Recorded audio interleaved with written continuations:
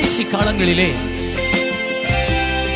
என் மாம்சமான யாவர் மேலும் நான் என்னுடைய ஆவியை ஊற்றுவேன் என்றார். வாலிபர்கள் சொப்பனங்களை காண்பார்கள், மூப்பர்கள் தரிசனங்களை காண்பார்கள், சிறியவர்கள் எழுந்து கர்த்தருடைய நாமத்தை பறைசாட்டுவார்கள். கர்த்தர் இந்த கடைசி நாட்களிலே தமக்கென்று ஒரு சேனையை அவர் எழுப்பிக் கொண்டு வருகிறார்.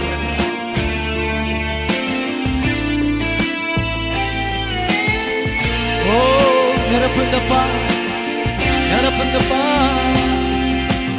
நிரப்பிடுங்க, நிரப்பிடுங்க, நிரப்பிடுங்க என்னையே, நிரப்பிடுங்க, நிரப்பிடுங்க, நிரப்பிடுங்க என்னையே.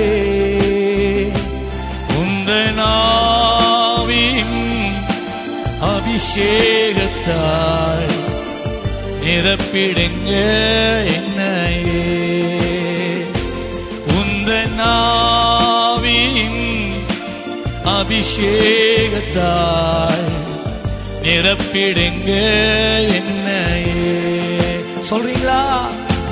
நிரப்பிடுங்க, நிரப்பிடுங்க, நிரப்பிடுங்க என்னையே. ராஜா நிரப்பிடுங்க, நிரப்பிடுங்க, நிரப்பிடுங்க என்னையே. உந்தன் ஆவியின் அபிஷேகத்தால் நிரப்பிடுங்க என்னையே. உந்தன் ஆவியின் அபிஷேகத்தால் நிரப்பிடுங்க என்னையே. ஒரு தடவை எசேக்கியா தீர்க்கதரிசியை கர்த்தர் எலும்புகள் நிறைந்த ஒரு பள்ளத்தாக்கின் நடுவிலே ஆவியிலே கொண்டு போய் நிறுத்தினார். ஏராளமான எலும்புகள், மனித எலும்புகள் அந்த பள்ளத்தாக்கு முழுவதும் நிரம்பி இருந்தது. அந்த வேளையிலே ஆண்டவர் எசேக்கியேலை பார்த்து ஒரு கேள்வி கேட்கிறார். எசேக்கியேலே, இந்த எலும்புகள் உயிர் அடையுமா என்று கேட்டார்.